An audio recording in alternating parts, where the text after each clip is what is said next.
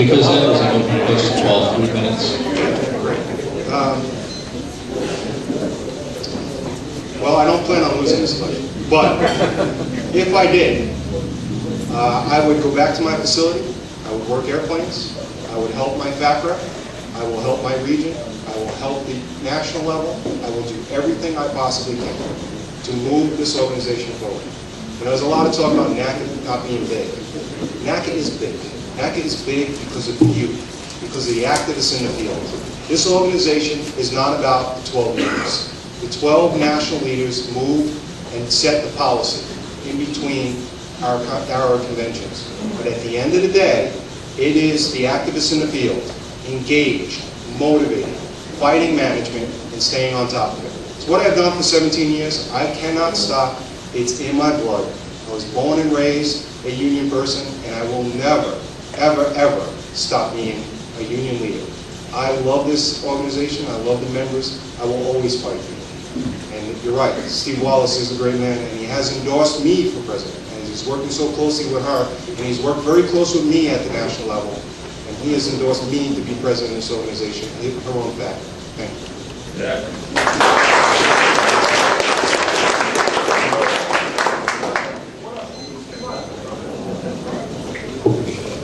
Rich, you have 3 minutes also. Thank you. I am currently the fact rep of Washington State. If I lose this election, I will still be the fact rep of Washington State. I have been involved in the union since I've transferred to Washington Center. I don't expect that to change. I will continue to run. I will continue to organize. I love working with the membership. I love fighting management. That will not stop. Thank you. Then we'll meet Trish while we reset our time. Okay, the floor is yours.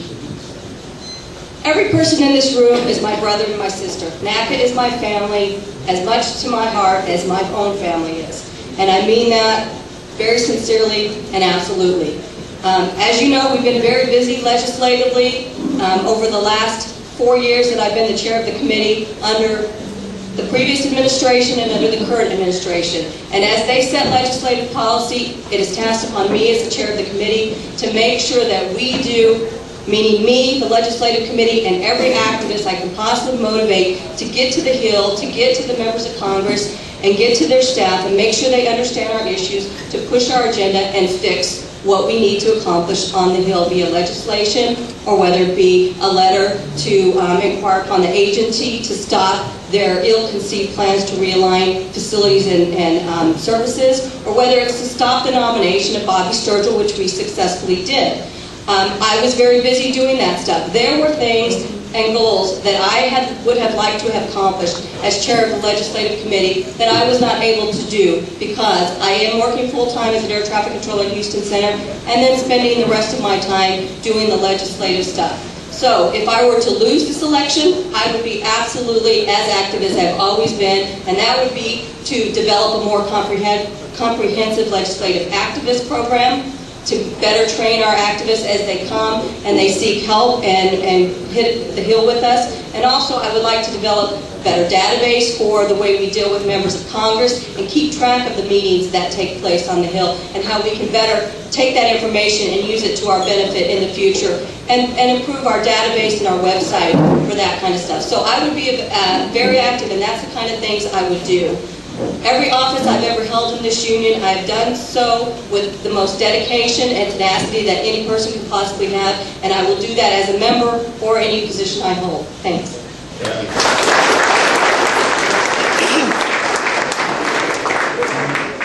Yes, sir. Scott Amy, Philadelphia Attorney down in town. This question is directed at Ruth and Paul. You both in EVP positions. You both gained experience, although very different terms. Obviously, Paul's one of the both workers who hasn't. Why should we vote for one or the other? What is different about you than the other candidate? Mr. Rinaldi, please.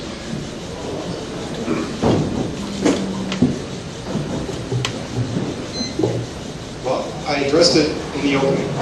If you want someone who's going to fight for you, then you vote for me. If you want someone who's going to deliver results to you, then you vote for me. There's a lot of talk about NACA not having influence. NACA not doing what they're supposed to do. Well, let's just look at the big picture here. Let's look at what we've been imposed on. And the day I took office, I looked at a $6 million cut in revenue. And although Ruth said you went back, you gave me a great transition, by the way, and I did not recognize that. But when you said you went back 3 days before the imposed work rules, you worked with me for 30 days, so you did. You went back after the imposed work rules.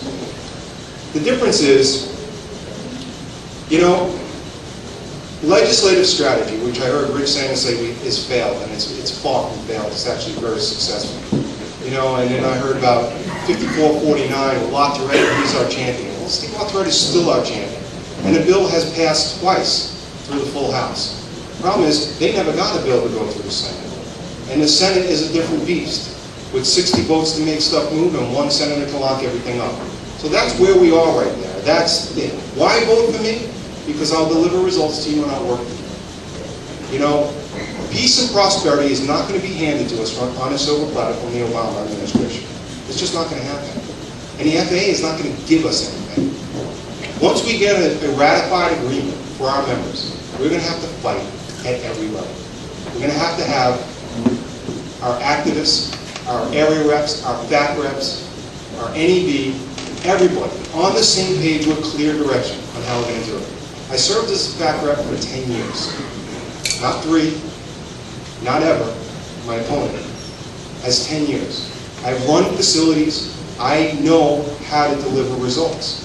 You have to have a fair grievance process. We are better than it. And once you have a fair grievance process with a fair FLRA, and we have everybody on the same page, we're going to kick some FA's ass.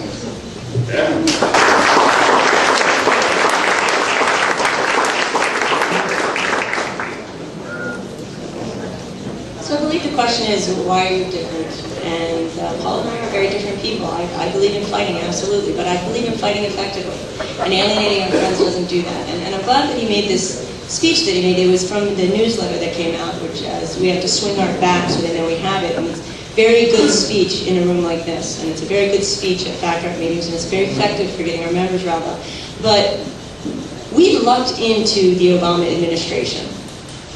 We made Barack Obama the champion of our bargaining issue while he was in the Senate. It was one of his first legislative initiatives. There was also the ethics reform. And he made it personal to him. We lucked into the fact that that same person happens to be President of the United States. We did not know when we made him our champion that he would be even running for President of the United States, but we did. We worked that issue early. We worked it with our supporters out in the field. We worked it with our friends. We worked it because we had NACA members working on his campaign for the Senate the first time. So we're in a very fortunate position. But that doesn't mean things will be easy. When LaHood was appointed to be Secretary of Transportation, he continues to say this is an important issue because it is an important issue for the President. But for Secretary LaHood, his main goal, his primary objective, is labor peace. And yet our Executive Vice President wrote in his newsletter that once we get these work rules fixed, we'll be swinging a bat. We took away the incentive for our friends to help us. That's not good politics. NAC is a political organization in Washington. We need to understand what our supporters need to help us, and we have to give them the tools to help us. When we change our arguments, that gives them the tools we need to help us. The economy is tough. We watch it on the news every day. 14.9% underemployment. We can't go asking for a big pay raise. We know it's setting everything back. But to the people, it looks like a pay raise. We need to have arguments that talk about a broken system, that talk about things like in Tulsa, Oklahoma, a newly certified CPC is going to get a $57,000 raise to take a 180-day temp soup detail. That says the system's broken. That's not us asking for money. We can't expect our friends to go to the well of the Senate and say, I want to give air traffic controllers a raise. But we can expect them to say, I want to fix a broken system. We have to give them good, smart arguments. We are part of the economic infrastructure of this nation. We need to put our issue in that framework. We need to say we want to be helping the economic recovery of the United States. We want to be part of it. We don't want to be the impediment. And when we have situations like Denver, where they reduce the biggest concrete in the United States to a 96 arrival rate because of inexperienced controllers, we are impeding economic growth. We need to put our arguments in a smarter fashion and not just be pounding our fists.